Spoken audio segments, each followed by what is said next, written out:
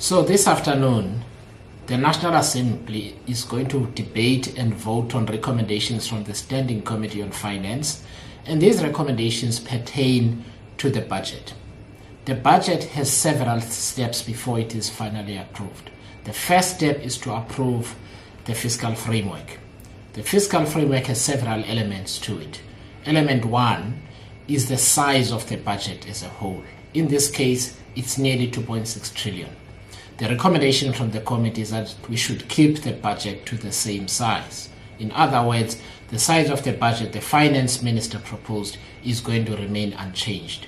The second thing is whether we borrow more or less. The Standing Committee on Finance has also voted to keep borrowing levels where they are. What the Standing Committee on Finance has decided to do is to ask for 30 days in order to develop alternative revenue proposals. In other words, where else do we get money? There are two contentious issues. The first is a 0.5 percentage points VAT increase of VAT.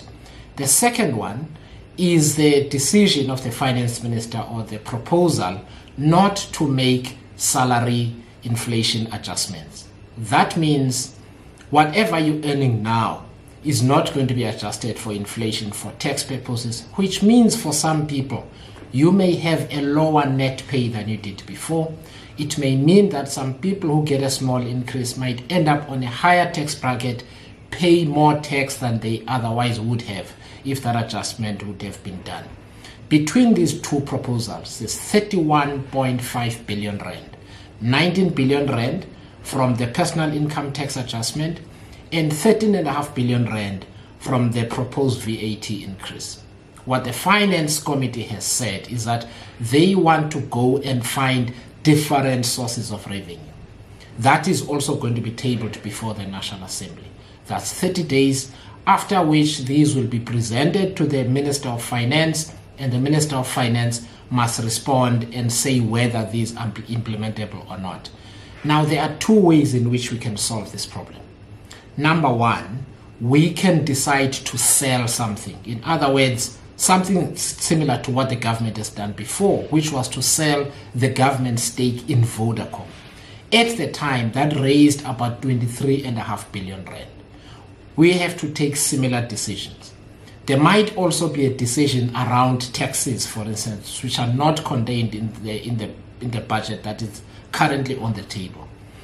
The second type of decision that could be made later on is to say if we cannot find alternative sources of revenue, we then have to cut the budget by 31.5 billion rand, which means we must decide whether we're going to employ as many doctors as we wanted to, whether we are going to provide as much money for passenger rail services as we wanted to, whether we're going to continue funding our army, whether we're going to continue retrenching teachers, and so on and so forth, whether we can spend money for infrastructure to save municipalities, etc., etc. All of these decisions have got to be made. So the first thing I want to do is to explain exactly what we are voting for this afternoon. We are not voting for whether we accept VAT or not. We are not voting for whether we accept the personal income tax adjustment or not. Those have been deferred for 30 more days so that the committee and the South African public can develop alternative proposals so that we do not have to implement these two. Now, let me state our position. The first thing that Rise Mzansi said is that the time for kicking the can down the road is over. And unfortunately, on this occasion, Parliament is still kicking the can down the road because nobody wants to say exactly where the money must come from. Nobody wants to say exactly what must be cut. So we're kicking the can down the road. And we said leadership means we have to take tough decisions at some point. And the tough decisions are being deferred. So that is the first thing. The second thing is we said we do not support tax increases, whether that is VAT, whether that is personal income tax, and so on.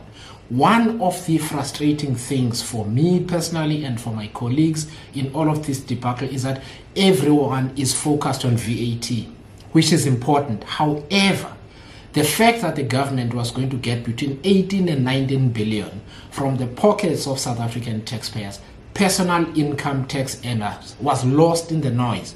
But it's important because South Africans are struggling to pay their bills, they're struggling to pay rates, they're struggling to pay transport for their kids. These are nurses, teachers, social workers, graduates in training, people who've just started families, and so on, who are going to get 19 billion rand less than they otherwise would have collectively if this tax proposal was not on the table. And I understand why people wouldn't get it, because it's not a deduction in the way that we are used to. It's simply saying we are not going to make the inflation adjustment. So again, tax proposals or budget proposals always need to be looked at holistically, because some of the people would celebrate one aspect of the tax proposals a month later would later take to social media and radio and so on and complain that their net salary at the end of the month is less than what it otherwise would have. So Rise Mzansi has always implored South Africans to pay as much attention as possible to all of the budget proposals. So what are we going to do, given that we understand that South Africans are unhappy with VAT and we also do not want tax increases in other ways? We are going to spend the next few days and the next few weeks developing alternative revenue proposals and also budget cut proposals if we cannot find alternative revenue proposals. Let me share some examples with you of some of the things we must place on the table. One, we must decide whether anyone in South Africa, public servants included, should get an above inflation increase, because over the next 3 years that is going to cost 35 billion rand. So that is one example. The second example of where we need to look is whether, given that the operation in the DRC is winding down, the Defense Force should get as much money as the Finance Minister was proposing. Now, we need to think carefully about these things, because just a few weeks ago, all of us were very unhappy and bitter that the state of the Defense Force is as poor as it is. But we must place it back on the table. So that is the second thing. The third example of what we must consider is whether the Border Management Agency and the Department of Home Affairs get as much allocation as they did. That allocation has already, since February 19, been cut by 3 billion. Should we go there again, and so on? Now, what I'm trying to explain here is that we're going to look at the revenue raising side. We're also going to look at the side of how we can cut costs, because the committee said it has to be a combination of the two. Cut costs on the one hand, but also raise revenue on the other hand.